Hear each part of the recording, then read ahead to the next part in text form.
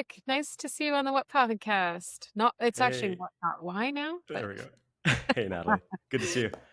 yeah, welcome to the show. I'd love to give you a chance to introduce yourself and let people know what the highlights of your career have been so far, and maybe whatever you think is important for them to know. Yeah, hey, it's so great to be here. I love these conversations. I'm usually the listener, of course, in session, so talking about myself is kind of strange, but I will try my best. Tarik Ali, executive coach based out of Toronto. I work one on one with founders and senior leaders and execs across different industries. It's my favorite thing to do in the world, except play golf. The full circleness of this conversation is hitting me as I speak. I know I was part of your cohort at Coach Academy a few years ago. So it's awesome seeing you, and I'm pumped for the next hour of just catching up here. Great. Well, why don't we start with it's been a couple of years since you graduated and became a certified coach with the academy or from the academy. What's happened for you? What has that been Yeah. like? Yeah, no, it's wild. I actually moved into this place halfway through that certification, so it's like the time. It's funny how you can associate time with like a location. It's been quite the Well, let's start by just can we talk about Kelly first? So Kelly Yeah, Wood, of course, our instructor back during that program. She's now my exec coach. So just in terms of that nice. full Okay. circleness is amazing. And if she's listening, Kelly, I appreciate you so much. And she knows all the details behind the journey here. We went from Natalie, like the day that I decided to sign up for Coach Academy after speaking with Wendy over that Christmas break a few years ago. I hit that button not knowing, am I going to love this? Am I going to want to keep this door open? Or is it going to be something where I'm like, oh, you know what? This isn't really for me. And I think I hit a point with that decision where um, I had enough of an inkling that it would be something that I would love doing. But I showed up to class on day one, not really knowing. And then by the time I met Kelly, I was like, yeah, okay, this is what I want to do. I am an open book. We were talking a bit before we hit record about like LinkedIn and how I approach LinkedIn. It's open book policy with me, which I really enjoy. And so I'm happy to dive into like the different elements of the journey. But we've gone from like, hey, do I hit this button? Am I going to like this? To, okay, I really love this concept. Let me super nervously practice on my peers and my friends. Let me buy my friends coffee to, give me 30 minutes of their time so I can coach them, to now having like a roster full of CEOs and execs Mhm. who sit with me weekly, and we're working through stuff that really excites me, and seeing their growth just fires me up. So now we're in a snowball right now. This has become my life, which is really cool to say. And oh, you got me on a roll already. If you don't stop me, I won't stop Yeah, talking. well, But I'm pumped you're about living yeah. your experience is really what I hear a lot from people who come to our coach certification program. The coming in kind of blind, not sure what to expect, and then having this realization at some point that I guess 99% of people say, oh, I really want to do this as a career or as maybe a full-time part-time gig kind of thing. Yeah. um but the other thing that you said is really that you went from that to a full roster of CEOs as your clients. That's the dream for a lot of coaches. So can you tell me a little bit about what did it take? Mindset, focus, courage, whatever it was for you. What did it take? Yeah, no, look, I appreciate that. I think sometimes like as we level up in our lives, like that new level becomes the normal. And so outside of our conversation, like I'm just kind of going about our day. But we sit here and reflect, like, yeah, it's come a long way. And I think I'm going to keep embarrassing Kelly because she's been such a big part of this journey. But I think for me, the biggest impact um, has been like building the really deep awareness of the three or four biggest fears or pressures that I was sitting with a few years Mhm. ago when I was starting the journey, and working through those things. I think if we hadn't looked at those things in the face, right? Whether it's fears about money, whether it's about growing up in a household that celebrated, having a corporate role and having the safety, and if you're listening and not watching, like safety in air quotes of a Mm-hmm. corporate role, right? Whether it's about the, my relationship with rest back in the day, and burning out. And if we hadn't looked at those things and built this whole process in a way where I could do it my way that felt right to me, where I felt safe along this journey, then like you and I aren't sitting here right now. And so I think that it's funny, like we talk about getting into executive coaching and doing this for our clients. And I'm like, got to do it for myself too, right? Of the stuff that was blocking me. So the short answer, and we can open up about all these things, right? But the short answer for me was like looking that stuff in the face directly with Kelly, and like rapidly working through that to clear up the space for me to do the things I'm doing now. Right. And so it sounds like you decided early on to hire Kelly as a coach. So Yeah. tell me about what made you decide to hire a coach? I I think so. Like we finished the program, and like I'm focused on getting the homework done in the program and getting the certificate, so that part's done. And then there was a bit of a gap where, I was sitting there still thinking that, okay, hey Tarik, like you've done the thing, you've done the education, like I know deep down that this is what I not only want to do, but like I know this is. It feels weird to say like what you're meant to do, but it felt that way. Like I don't know if that's kind of woo woo, but it felt like, oh, this is really aligned to my like what brings me joy, what I can help other people with, things like that. And but there's still a gap there where I was like, okay, Nathalie, like Tarik, I'm gonna have to wait like 10 years. I have to wait 15, 20 years before I can actually do this. And we talk about the inner barriers that Kelly and I started working through. One of them was this idea of like, what does an exec coach need to look like and sound like? And am I in that mold? Like that was a big thing that we started talking about. So we had this gap where I was sitting here in this chair every day feeling like, okay, I just got to wait 10 years. I hit a point where I started realizing that there were a few things that were, in my own way of taking a crack at this. And, there's a bunch of coaches online and a lot of people that you could start working with. But I'm like, I know Kelly, like I trust her and I've seen her in action. We speak the same language. And I'm like, if I'm going to open up fully and be with somebody who I think can, in a few sessions or a couple months, just help me pinpoint this stuff, rapidly overcome it, design solutions that work for me and how my mind is wired. Like I'm not going to go to someone new. Like I'm going to go to Kelly. And so I started with her, not really knowing what to expect, Nathalie. Like it was my first time really being with a coach. It wasn't my first coaching session ever, but first time really being with a coach. And yeah, I remember the first couple sessions we had, and I was like, oh my God, if that's the impact she's having on me, I'm Mm-hmm. going to get there. We're going to find a way to make this happen, type of thing was Mm-hmm. the vibe. I can talk a lot about this. So you got to cut me off if I go long, because she's meant so much to me, and it's been such a big part of the process. Well, I think the way you're talking about Kelly is the way a lot of people talk about their coaches. And, this is one of the reasons why we introduced being coached into our program. Since you've probably graduated, um, we we make it mandatory for everyone to have a minimum of 10 hours of being coached throughout the Wow. program so that they can experience what it is, the impact, and that being in the client's seat, knowing what strategies work, what doesn't work, how they feel about it. So it makes sense what you're saying, that especially if you choose this as a career, you kind of want to believe that you need it as well. Yeah. Being coached, right? Yeah. Yeah. I Yeah. love to hear that you've added that in. Like Yeah. Yeah. I that sounds super valuable. Yeah. Yeah. It's getting a lot of really good feedback, and it forces people to experience what they're doing, Yeah. because sometimes you don't really understand the impact of a strategy until you receive it. Right. Mm-hmm. Yeah. Mm-hmm. I love that. So I want to take you to one of your LinkedIn posts. Okay. You wrote about a call with your mom after Yeah. getting your promotion that changed everything for you, quote unquote. What changed? Yeah, this was from last week, right? Yeah. I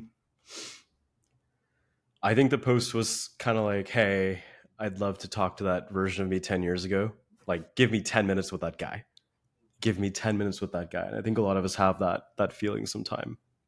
Um, Look, I grew up in this mindset of like, okay, the joy will come with the win. If we can get the good grades, if we can get the job out of school, if we can climb that ladder, if we can do that checklist that we grow up hearing about, then the joy will come as a byproduct, and like everything will kind of follow suit. Um, and that phone call was the night after getting, or the night of getting a promotion that I'd worked like 2.5 years for. Like, it was like my focus. It was kind of during COVID, so like we're sitting at home all day. There's nothing else to do, so I'm like, okay, I'm gonna put everything in this promotion, get this promotion. And it was one of those moments where you kind of sit there like, okay, if everything that I've put is for this thing, and I just got this thing, and I'm sitting here on the call with my mom telling her that I got it, and I'm already thinking about the next thing, then this might not be a checklist issue. This might be a me issue. Like, Mm. this might be about how I'm framing, like, what do I define as success, you know? And so that phone call really made me question, what is my definition of success? I never thought about that before. What is my, what is the definition of good enough? What is the definition of like being good enough? And hung up the phone with her, went and journaled for a couple hours. And I asked myself that question of like, if this doesn't feel good enough, then like, what is good enough? And I came up with these 7 words, and I don't know if I can recite them here off the top of my head, but 7 values: honesty, humility, connection, and ambition. Openness, Ambition still, yeah, genuineness, openness, right? presence. Yes. Yeah. And ambition. And I think the realization that night, in addition to realization one, was, hey, if I'm waking up every day and living life aligned to these 7 words, I can live with the result. And number two was that you could do that and keep ambition on the list. And if ambition is more coming from the place of like pursuing excellence and seeing like how good can I be? Like, out of everything in my control, like how far can I go? But it's the joy of playing the game as opposed to waiting for the shining trophy. And I think that's just freed me up to, even when we talk about like LinkedIn and how I'm approaching it and the vulnerability and the open bookness, I think it's been freed up by these 7 words, because that version of me who's showing up that open is living by those 7 words. And so I'm like, whatever happens, I'm good. So it's left me feeling more freed up. And I wish I could talk to that guy for 10 minutes, because we would have saved a few years if he could have met me and heard that, you know what, you're chasing the stuff and maybe the slightly, in a way that's maybe not serving you as well as you think it might be. Mm-hmm. Well, what would be the most important message that you want to tell that kid? Um, I would say you're not defined by the outcomes. You're not defined by the outcomes. Like, I'm a huge golfer, and it's the idea of like, are we going to judge ourselves as golfers by purely the end result, or are we going to judge ourselves by our work ethic, how we play the game, the integrity we have in the game, the swing and the process that we're building? There's going to be days where you hit a great shot and the wind blows and it takes it out of bounds, and like, if we're going to react to every single outcome and wake up every single day with a reset scoreboard trying to prove ourselves to the world all over again, just so we can feel like good enough on the inside, that might not be the most, I don't know, to me that's not the most fun way to play life. So I think I would tell him, hey, I think you might be giving the outcome a bit too much of the weight on the rubric. So if the weight is not on the outcome, and I like your golf analogy because you Yeah. talked about the way you play the game and the honor with that you play the game and integrity. What Where's the emphasis for you now? It's going to be at the value layer. So it's funny because we're actually, when I think about a couple of the folks on the roster right now, they're running companies, and from the outside they're doing really well, but we've had this conversation the past few weeks around the focus for them being very much on the outcome. So their day and how they're feeling about themselves their company, how they're showing up for their employees and their boards is kind of being dictated on a day-to-day basis based on the outcome. And so we've mapped out this diagram that's resonated with them so far. This might not resonate with everybody, but a diagram where at the surface top layer, it's the outcome. In the middle layer, it's like our inputs or our intentions. And the bottom layer is our values.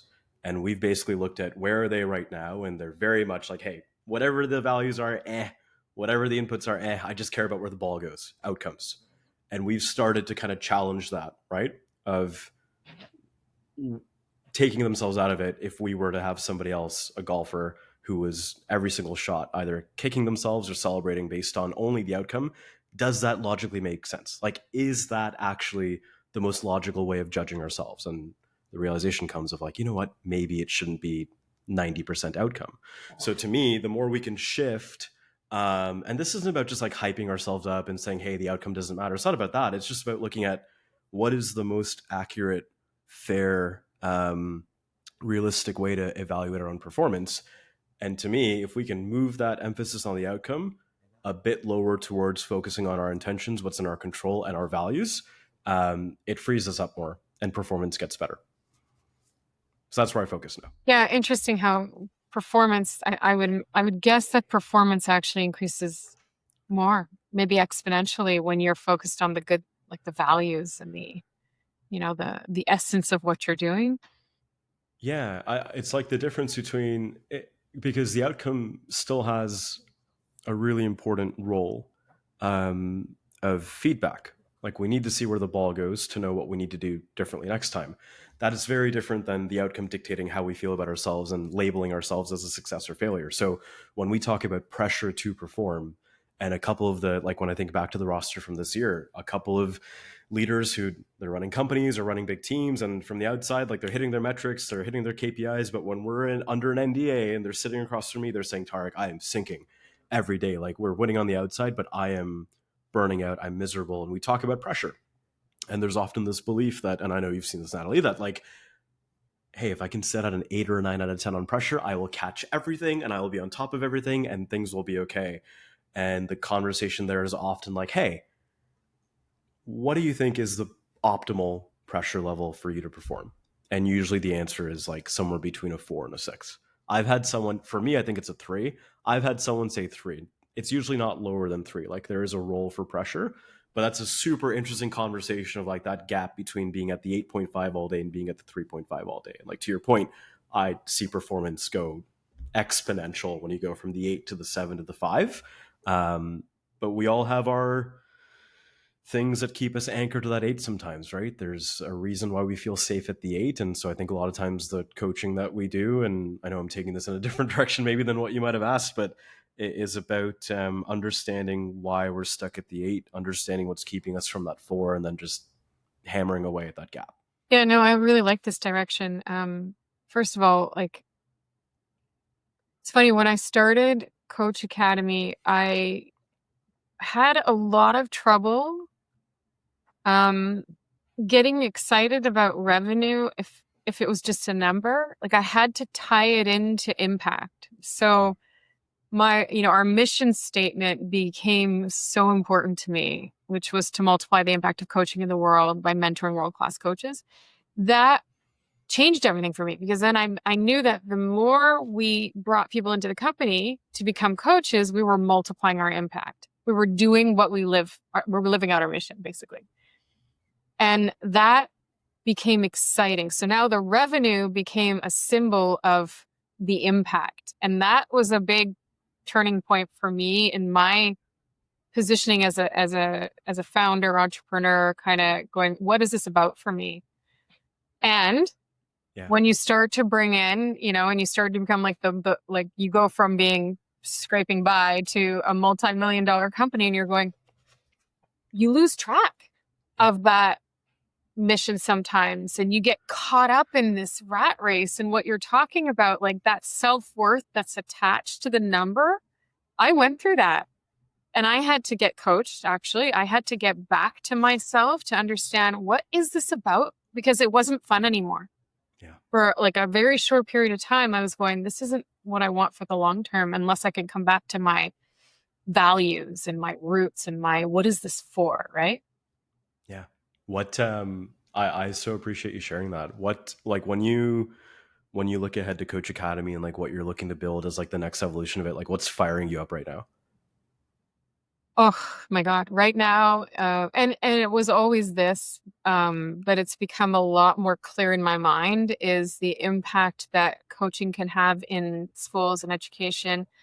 I believe that we do the human race a huge disservice by not teaching these skills in elementary school because they can be taught in elementary school.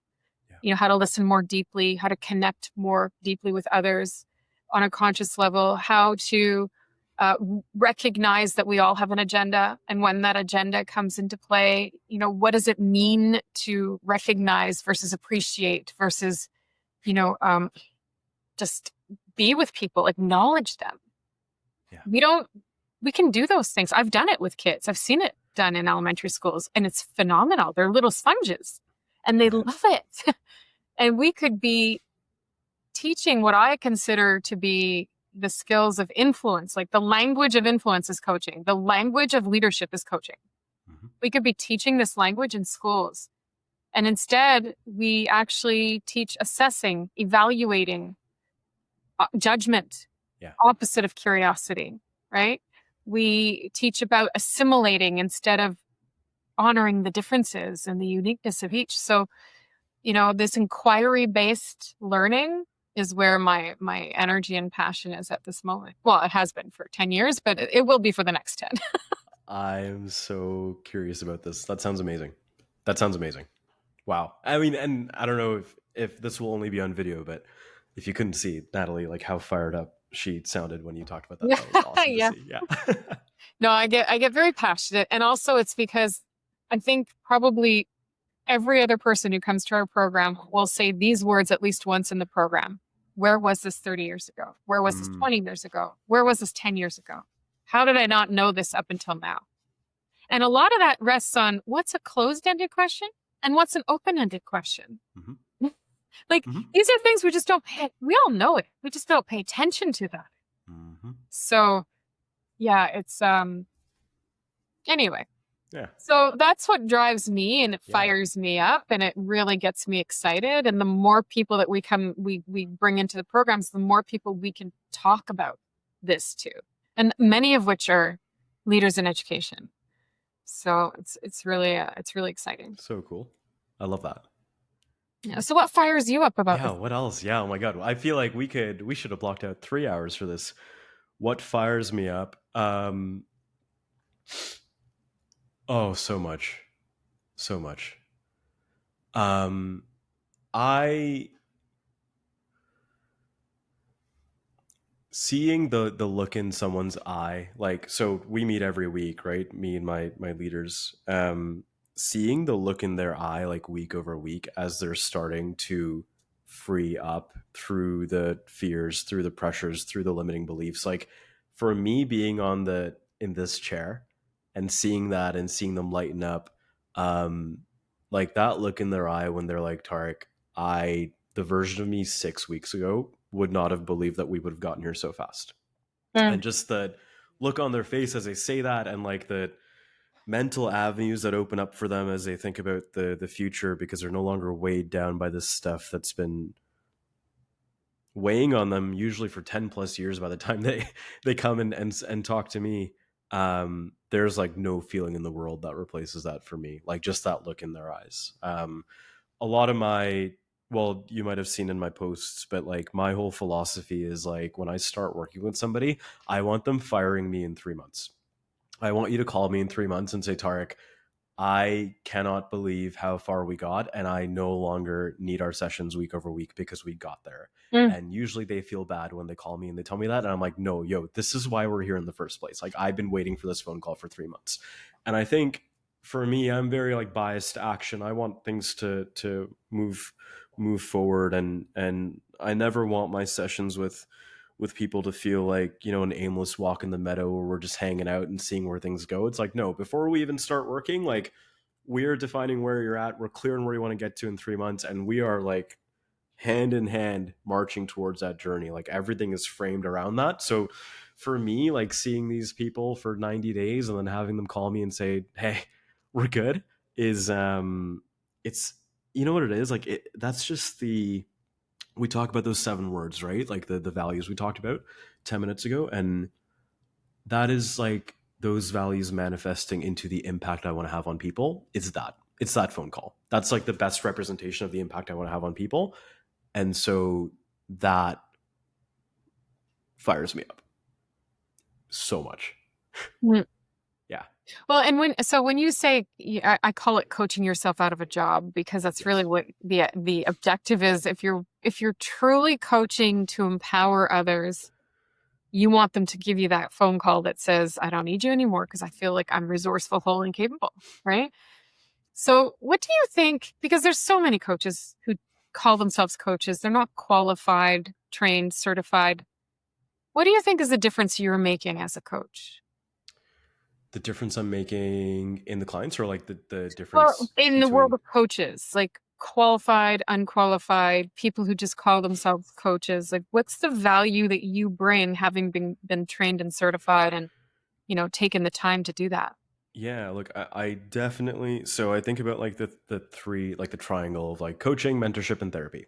And Um, there's often questions, right? Of course, about the differences between the three. And usually the first time I sit with someone, before we even sign on to work together, what I'm kind of looking for is whether they work with me or not. Does coaching in and of itself make sense for this objective?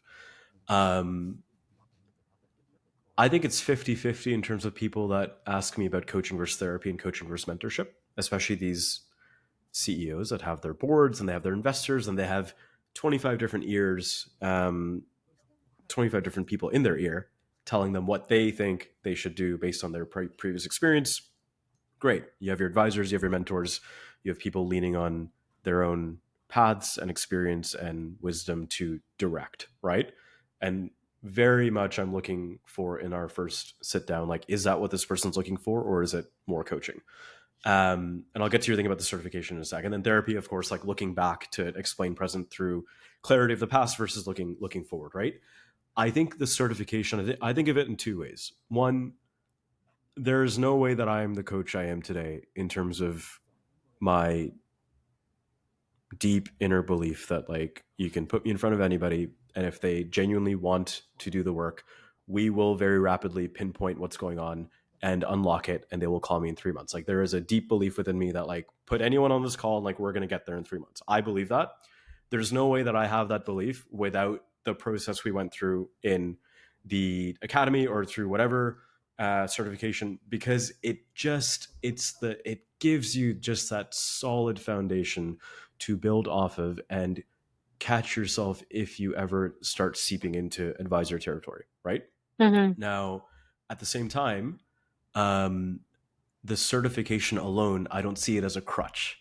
I don't see it as something that, hey, we did the certification, it's a checkbox. Now I'm going to stop my learning. I'm going to just like do what I want to do and show a prospective leader that I have the 3 letters, and then they're going to immediately hand over the credit card. Like that is not at all how it works, right? So I think it's the balance of the two. It builds a foundation, but then it is on each of us to like not only continuously improve, but find like what's our way of coaching. Like there's other people that love having clients for a year, and like let's do a monthly thing for a year and like expand this and have longer relationships. I'm like, I, it would be the exception for me to have someone on my roster doing that, because I feel like I'm a high energy person that wants to get stuff done with people, and I want to attract those people in too, right? For the 3 months. So certification, I don't know how to build the foundation without it, because it, it's the fundamentals, right? Like I Mhm. joined that class knowing 20% of what I thought I knew about coaching. Or- Like it taught me so much. I do see people waiving the certification as like a replacement for further education or growth, if that makes sense. Mhm. Mhm. Yeah, I mean, yeah, I actually really love what you just said about, it's not just a checkbox, it's something that you continuously engage with, your own development, your own signature as a coach and what that means to you. Yeah. Um, so here are some of the the testimonials that people have written. They're on your LinkedIn, and I thought I'd It's take for a me or for Coach Academy? for for you. Oh goodness. Oh, Okay, your let's hear it. testimonials that Yeah. you Okay. Okay. you. Okay. Let's do it. We're gonna go there. So people have said he asked all the right questions, and I quickly realized that these fears were just fabrications in my own mind. Some Someone else said, "What I love about Tarik is how calm and professional he is. He has a soft yet strong, confident tone, which really helped me confide in him. And just after a couple of sessions with him, I started to feel a real shift within me. He helped me uncover those internal barriers that were holding me back and find actionable paths forward to overcome them. He also has an ability to ask the right question, challenge assumptions, inspire new perspectives, ignite paths of clarity and purpose." How does it feel to hear that? And also, like, yeah, what do you want to say about those testimonials? Um, that's always gonna mean a lot. I haven't sat and read those for a bit, Mm, but as you read them, I remember mm, seeing that. I think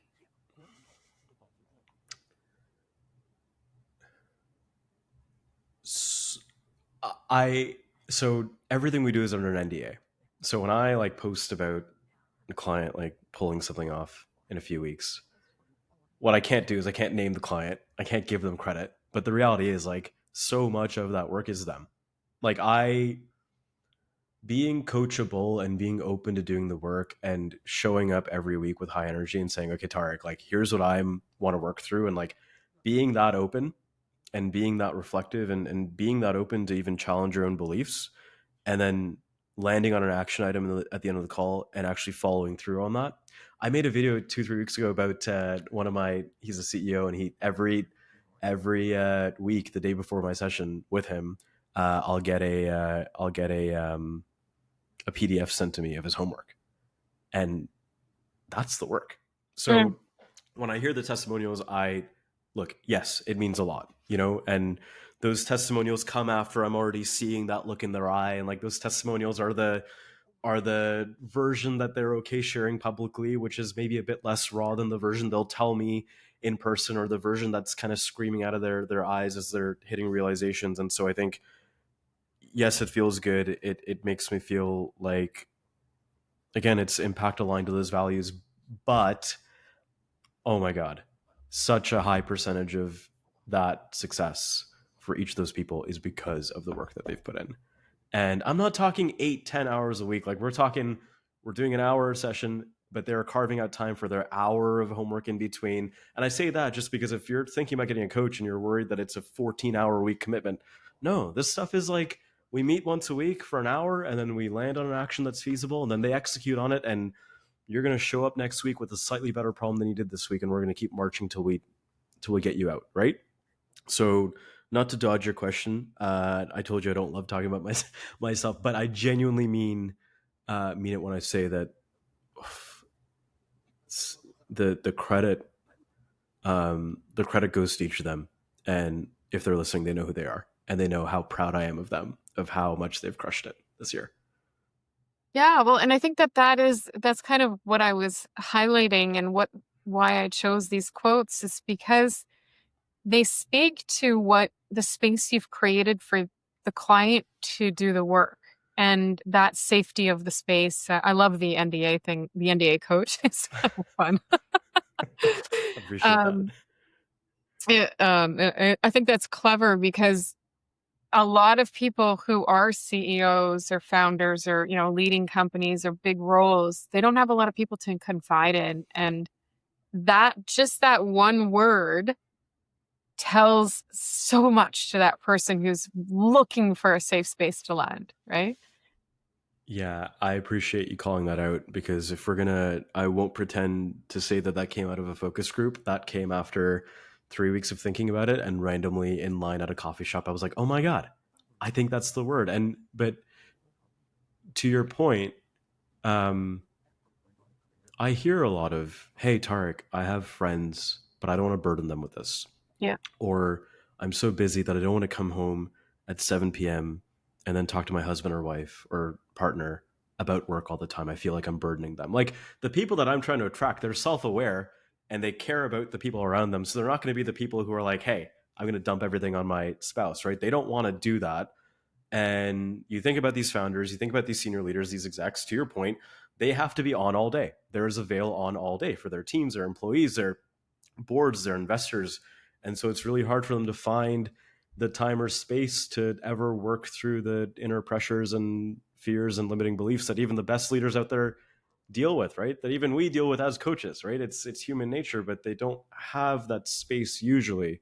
And so I think that's also why I love working with them, because I know this is a group that on the outside gets celebrated, but on the inside, they are often isolated. And I appreciate you calling out the thing about the safe space, because something that I hear is like, hey, Tarik, that thing I just told you, I've never said out loud before. I've never said it to my spouse. Yeah. I've never thought that before. And that's how I know, right? That, okay, they are feeling like they can say it. And that just creates the conditions for them to just crush it. Yeah, I mean, I can relate to, in fact, it happened this week where there are times when you don't want to be the strategic leader. You don't want to be the person who has it all together and who has to be centered and calm and thinking about being a coach, thinking about all of the like the impact on every single person, including your family. Because if you express doubt, if you express fear, even to family, they might get fearful. They might feel like, oh, wait, you mean mom doesn't have this all together? Like mom's not, the person I think she is. And then if you express that to a colleague at work and you're not mindful of the fact that you're a leader and they're a colleague and, often answering to you, Yeah. there's that double-edged sword. Like they are in it for the work, but they're also realizing that they have a job that is a vulnerable position to be in. So we are all like, there's nowhere to let it out except with you, right? The NDA code. That's what. Yes, This is where we go. Oh my God, I can say what I want to say. You're not impacted. You have no expected or cherished outcomes from this conversation, other than you're there to support. Right. And that is the most beautiful place for a person who has so much to hold to come to. And shout out to Kelly again for the 8th time for being that person for me. Right. Right. Yeah. There's no way to keep growing without hitting ceilings and fears. Like if we're going to avoid a world where we feel any fear, let's just stay where we are. Let's stay at the status quo and not try to grow. Like for me, I'm comfortable with the fact that as I keep growing, there's going to be more scary things that pop up. And again, everything you just described and what I'm trying to create for the people that look to me, like that's what Kelly's created for me. Right. So that's, shout out to her, because it's amazing to have that. Yeah. So what does it mean then for you, for people to run towards what's holding them back? Like we say this as coaches, it feels a little bit coachy jargon. What does it really mean to sit in a session and run towards the things that are holding you back?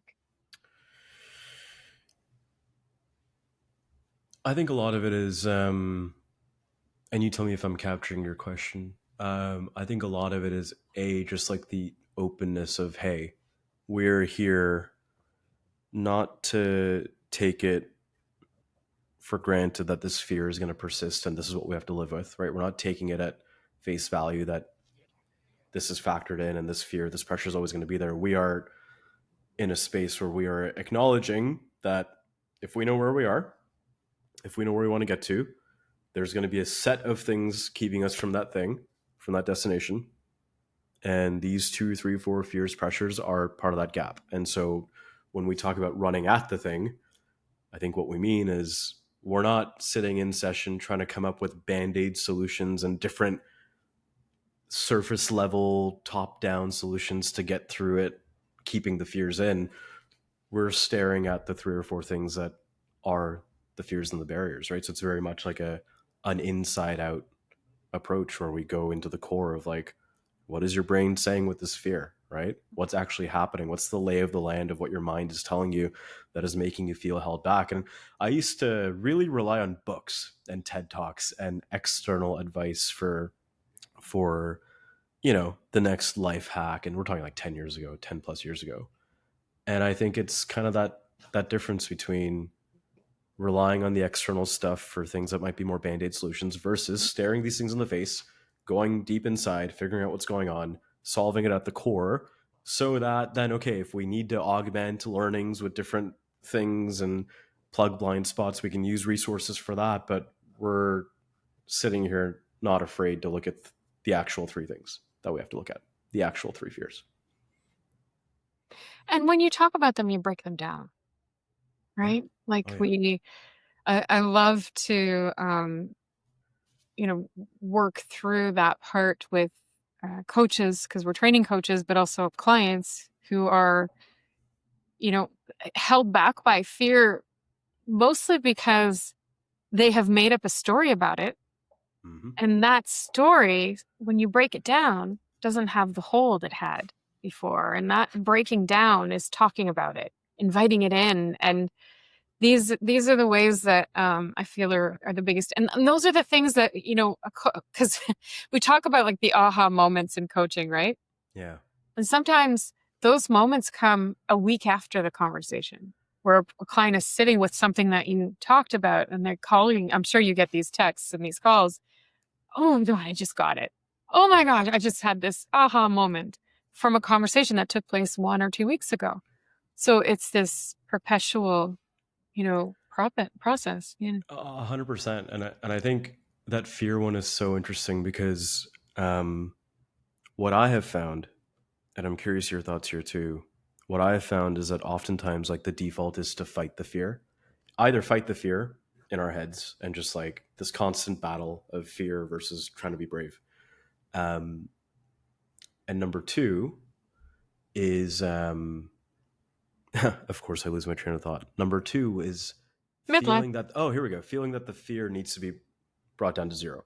Mm. And there's a couple questions that I love asking, which usually gets people to say, oh my God, wait.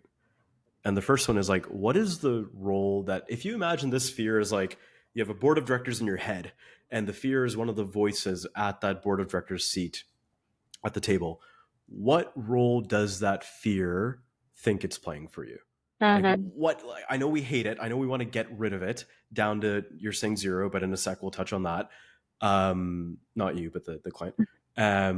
What role does this person maybe want to play for you? And like, just like sitting there and looking at, hey, this fear might not be all evil. Like, if we can dial it down to a 1, a 2, or a 3, it's actually productive to some level.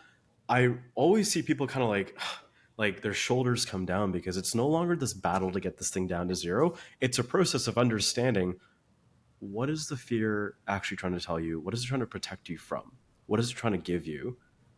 What number from 0 to 10 is this fear optimized at? And it's usually not a 0, right? If we had no fear of losing money, we'd gamble, right? If we had no fear of snakes, we'd go pet cobras in the wild. Like, it's rarely a 0.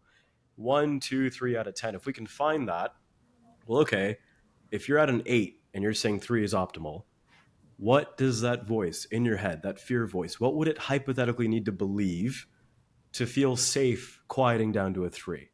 Even if you don't have it yet, they'll say, well, you know what, if I believed these 3 things and if I had a guarantee on X, then I could dial it down to a 3. Okay, great. Now we know the 4 things that your brain needs to believe to quiet this specific fear down. We're no longer trying to fight the thing and kick it when it comes in. We're understanding it. And then we find ways to get access to those 4 things. So it's like this type of thing where the relationship we have with fear is so interesting, because I think if it's too high, it can stifle us. If it's at 0, then we can sometimes act recklessly. But a lot of people that sit with me, they have this initial goal of getting the thing down to 0. You can see it. They're like clenching their jaws. They're like, Tarik, I got to get rid of this thing. And almost always 10 minutes later, they're like, you know what? We just got to get it down to a 2 and then we're good. Sorry, I get fired up about this. No, But this that's like, yeah, like I'm so like I'm curious. Like, yeah, actually playing some fear out in my mind. yeah. That's what I'm doing. But I also recognize that what you're doing in that conversation is challenging the relationship people have with fear. Yeah. And it's subjective. Like, and that's what's the beautiful thing about it. It can change. You can change it. And this is where coaching is, I think, the gift that all people need. Everyone deserves a coach for this reason, to challenge the stories you're telling yourself that are keeping you stuck, keeping you small, keeping you so-called safe. Safety has an opportunity cost, right? And Yeah. so there's this really cool relationship that you bring in by just asking incredibly good questions, I right? appreciate that. Yeah. So This is good. fun. I'm Yeah. having a blast. How you doing? Yeah, it's fun. In fact, okay, so let's play a game. What Okay. are some of your favorite coaching questions? Is there any that stand out? Oh, this is funny. Okay. Um, there actually aren't. So there's a couple that when we first sit down, this is again when I first meet somebody, and like it's that meeting where like they could beg me to take their Amex and I'm not going to swipe it. Like we're not doing that in our first session. We're just like talking. And Okay. like there's like this same 4 or 5 questions I'll ask to understand where they're at, where they want to get to. I love asking the question of, hey, if you're going to call me in 3 months to fire me because everything has gone so great and you are absolutely elated, what has to be true about your life and this entire topic for you to pick up that phone in 3 months and call me? Because that's what I want. I love that because you just get people to like almost dream about this outcome that their present brain doesn't think is possible. But in this question, they're like, oh, Tarik, I wish I could XYZ. I love that one. I do love the fear relationship one because that comes up a lot. I think that flow of like understanding the board of directors, understanding what it's trying to say, understanding the gap from 1 to 10 of current state, what you want to get to, that game people really tend to like. I actually have a post about that next week because I just want to like get that out there and be like, yo, like you can use this now or in 10 years. This is how I love walking through any fear. But in my initial coaching sessions, Nathalie, like with peers, I used to have like a sheet next to me of my favorite coaching questions. And what started to happen is I was too preoccupied with asking the right question, and Yeah. it kind of took me out of the present. Mm-hmm. I think the number one change I've made in the past couple of years is I am just rolling with it. And I don't mean I'm winging it. Like we have a structure, we know what we're trying to get to, we pick our goal for the session, there's purpose behind all of it, but I don't find myself leaning on a bank of questions anymore. I'm just trying to be as in the moment as I can. And I've also, you know what, I'll change how I ask questions based on who I'm talking to.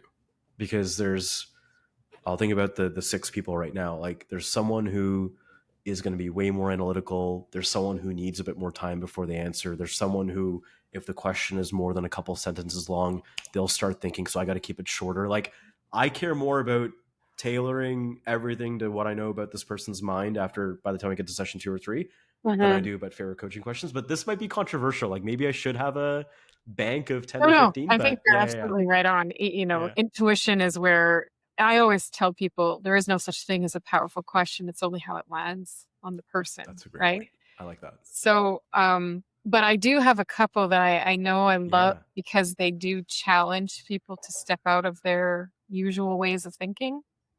Mm-hmm. And like my favorite right now, and it changes. Yeah. My favorite right now is if you were to fast forward 5 years from today, you're 5 years older, 5 years more experience, 5 years wiser. What would that wisdom have for you right now? And it really helps people step out of their because what we do is we just get so narrow minded, we get Yeah. caught. I always think of the experiment with I think it's the ants where they draw the circle around the ant. Did you ever see that on YouTube? No, I haven't. Tell me So more. the ant's wandering aimlessly, and then they draw a circle with a felt pen on a piece of paper where the ant is, and the ant is suddenly confined by the circle. Can't see it. I think it Wow. can smell the ink, Yeah. so it smells the circumference of the circle, Yeah. and it stays in the circle until it takes enough of a step where it realizes, oh, it's not a boundary. And so it starts wandering again. Then the person will draw another circle around it and it will stay stuck in that circle for a bit until it realizes, oh, I can break that boundary. And I feel like that's what we're doing in coaching. we are breaking down the boundaries that people put around themselves, or these invisible circles that keep them stuck. So it's very, it's Yeah, I love that. I gotta look that up. That is, it's so cool to see these things play out in nature too, right? Mhm, Yeah, mhm. that's a Yeah, great question. I yeah, love that. yeah, yeah. So I see the time. I don't want to. I want to respect your time. I don't want to go too far. I'm Oh, good. This is my favorite thing. All like this has been amazing. So, but yes, whatever time we well, need to abide by. Yeah. you talked a little bit about your LinkedIn approach. You talked about what I notice is the vulnerability of your posts. That it feels like a real conversation in a world that is increasingly, I find deceptive with AI, with Mhm. the way that people are using AI, even AI avatars of actual people that look real. So I think it's super refreshing to see the way that you approach your posting. And I wonder, a lot of people tell me they're held back from starting their social media because that person in high school who might see their post from like 20 years ago, or the family member, or, there's somebody out there that they don't want to be vulnerable around, or to, or for. Um, what do you have to say about that? Like, what's the thing that keeps you being authentic and posting your truth? Yeah. Look, LinkedIn. My relationship with LinkedIn. First of all, I appreciate you saying that. It means a lot to hear that reflected back. So that means a lot to me. I This is part of the answer, but I'll start at the beginning. But part of the answer is I would find it very stressful to try to be one person online and then another person in person. So Hmm. I'd rather just like unify the two, and like if that means people don't like it. I'm sure there's people that like will read my post and be like, "Oh my god, this guy again, hit the X, get him out of here." I'm confident that's going to happen. But I think that's the cost of doing this. My first LinkedIn post, LinkedIn for me used to be this place where I'd show up and it's all posts about people getting promoted and climbing the ladder, and that was my entire feed. My initial LinkedIn posts, which were right after Coach Academy, I was very safely taking an HBR article and adding a three line comment on it, and then panicking and refreshing every few minutes to see if people liked my post. That is where I started, 100%. Like, let me raise my hand and say, what you see right now is not where I started. Um, I think in 2022, I posted 3 times. It would take me 2.5 weeks to write one post. There was a lot of pressure, and of course Kelly and I like worked through this as well. But if we fast forward and I start thinking about what helped me free up, um, I hit a point, and I think it was in Lisbon. We were at this we were on a European trip before a wedding, and in Lisbon I remember sitting there in one of the big town square, and for whatever reason I was thinking about LinkedIn in Lisbon. I don't know why, but I had this realization where I was getting in my own way. Like, I was creating stories in my head about what will people think about my posts? Is it going to resonate? It was very much focused on the results.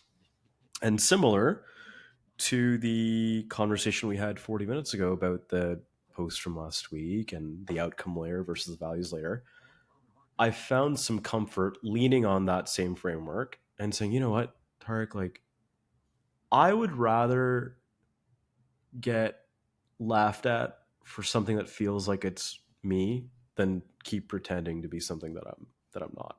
And Hmm. if I can look at anything that I write and say before I hit that blue button that it is in my voice, it's aligned to some or all of those 7 values, and it's genuinely written to help one person out there. Like, when I write, there's like this like hypothetical person I have in my mind who is the person that I want to see this stuff. If it hits those 3 criteria, I can hit the blue button and be okay. Now, it was absolutely scary the first time I did that and implemented that after Lisbon. It was very scary. I remember posting something and like 5 minutes had gone by and no one liked it. I was like, oh my God, like, am I a bad writer? What did I do? I think some of it also is just evidence that the world doesn't collapse if you write a post that doesn't do very well. And I think it just became a comfort thing Yeah. where more and more I'm pushing the boundaries of what feels comfortable to me.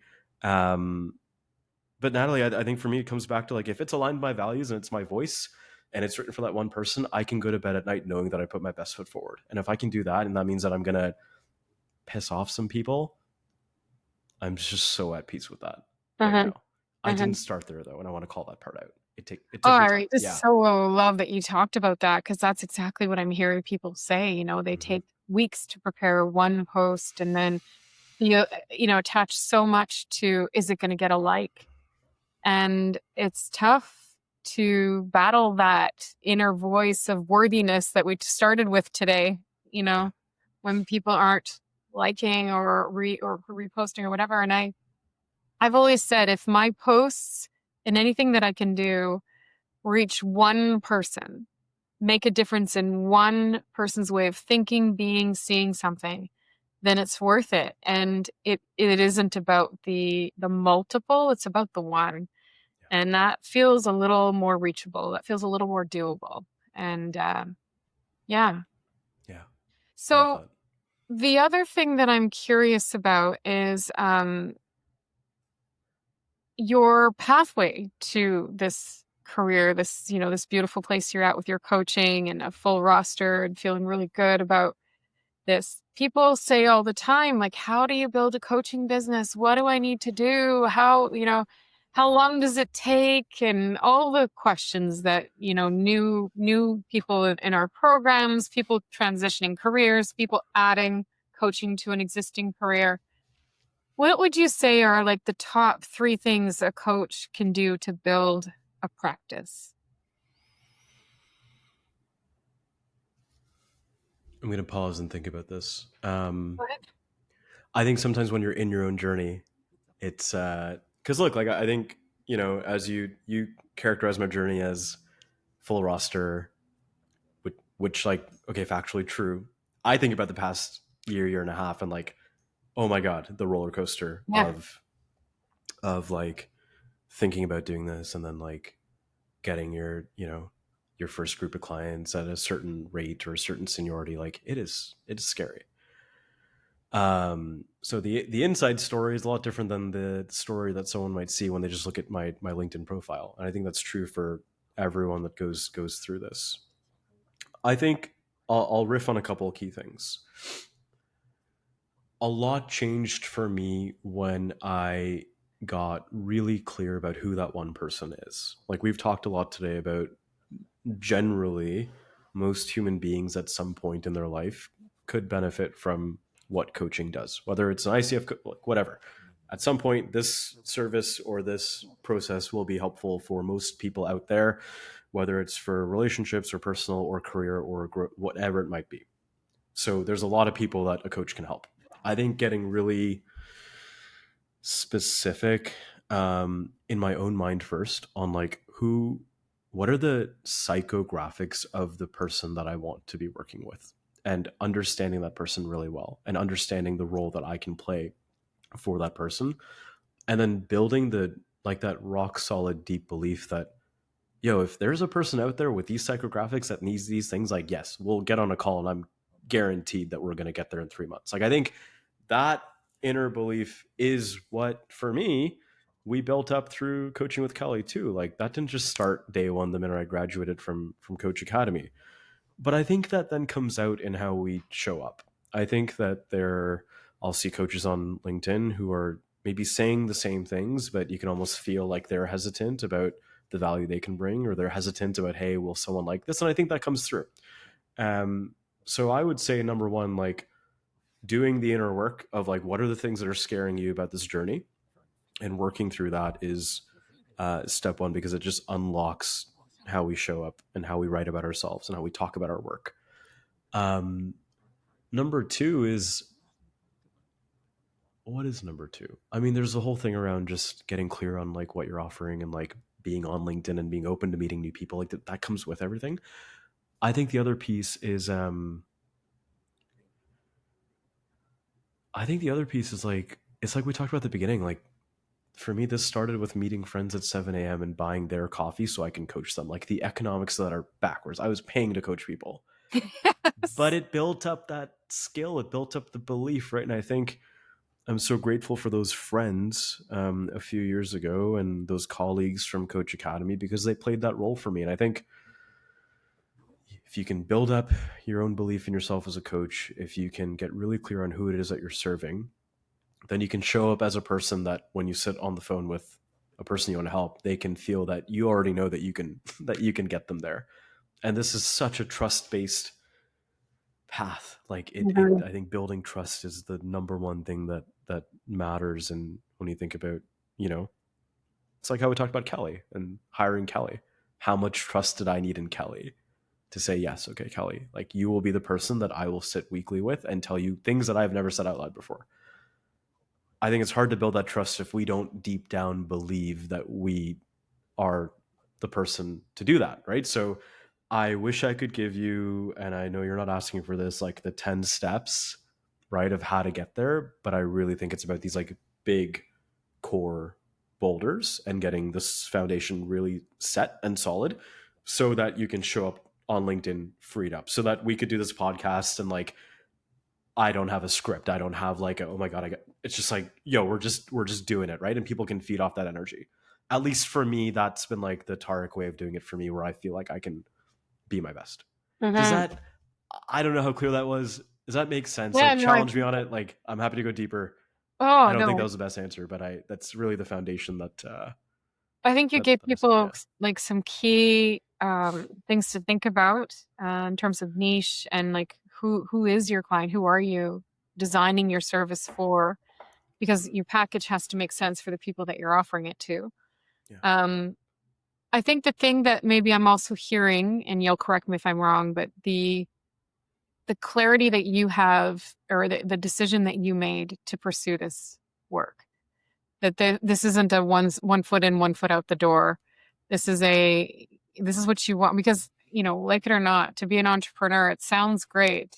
And that's what, if you plan on pursuing like a solopreneurship as a coach, it's running a business, it's building client space, it's sales, it's marketing, it's all those things.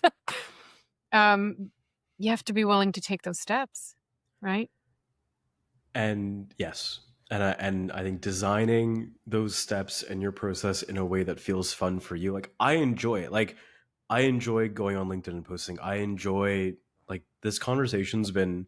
If I had a client session today, I'd say that was my favorite thing of the day. This has been my favorite thing all day, right? Like talking about this, Mm-hmm. and being in client sessions and all the admin and the back end stuff and setting up everything in between. Like I love it, right? And I think I read something this morning from Stephen Bartlett, and he was talking about I'm going to butcher this, but he was saying something about if you enjoy something, you're going to be able to outlast the natural cycles of like Mm-hmm. failure and Mm-hmm. learning and getting back up. If you enjoy it and it's fun and it feels like you're playing, then that's going to be, you're going to be able to hang in there for longer, right? And that's why I made the comment about this hasn't been like an one straight line upward trajectory, right? There's been ups and downs and fears and like all of that on this journey. But the joy just outweighs that for me. And so I'd say really like check in with yourself on like how much do you deeply, deeply love doing this, right?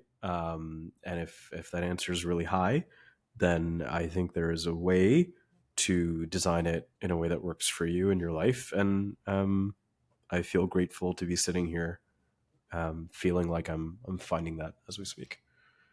Mm-hmm. Yeah, and also like there are other ways to use this Mm-hmm. skill. Like for me, I feel like every leader needs to have coaching mindset, coach awareness at least. And a lot of companies are now employing coaches and calling them, internal roles, coaching roles. So there's a lot of ways that you can use this, but if your intention is to be a solopreneur and to pursue this, like I'm building a practice, I think what you brought to the table, the things that we talked about are essential. Like you've got to do that work.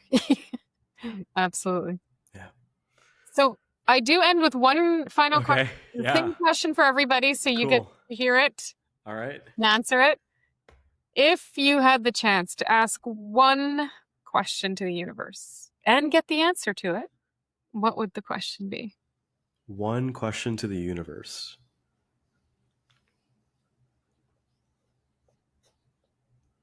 I'm going to go so off topic on this. That's good. Is that okay? Yeah. I don't know. So like part of my, like you go on YouTube and it'll like recommend you stuff that you've watched before. So like 20% of my YouTube is now like stuff about the solar system and the universe and like all that stuff Oh, out there. I fun. find it fast. It'll be like 10 p.m. I'll be sitting over here and I'm like, it'll be that one where it shows like it'll zoom out from Italy all the way out into like what we know about the universe. And my mind, it just makes me feel so small in like a very humbling like way. Mhm. I would just be like, yo, what is out there? What is out there? And that might be the least sophisticated thing that we've talked about today, but I'm like, what is out there? I'll sometimes like I'll just look up. There was a time when like Venus was really close to the moon or something, and like you could see Venus in the sky, and like I'll just stand there in -10 looking at the sky, be like, what the hell is out there? So I would love to know what else is out there. I Fun. don't know if that ties to coaching. I don't Yeah. think it does, but It that doesn't that have is to the talk. most honest answer Yeah. to that question. Yeah. Yeah. No, it's very cool to hear that question, and also just all the different questions that people have. Yeah. That's why it's a good question. You never know what you're gonna get. Never know what you're gonna get. This has been so much fun. Like this is, I hope, yeah, I hope this Yeah. was fun to listen to. As fun as Yes, it it was was for me to talk awesome. to. Thank you so much for taking the time. I'm gonna make sure Kelly listens to this so she Oh can get yeah. all the kudos. And yeah, just good luck. And if people can reach you, we're gonna put your where they can reach you in the credits. But do you want to give them your website or your LinkedIn? Yeah, the website's tarikali.com. I was so grateful that that thing existed. That You got your name. That's good. heart skipped a beat when I hit enter to check if that existed. Tarikali.com. LinkedIn is where the easiest way to get to me, Yeah. or the Okay. golf course. Find me at the Or the golf golf course. course. Yeah, if I don't Okay. respond. Yes. Good.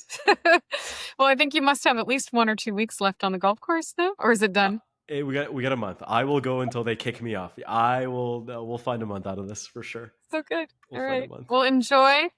And thank you again. A really great information for people. And just, yeah, so happy we had this time. So much fun. Thank you. I appreciate you.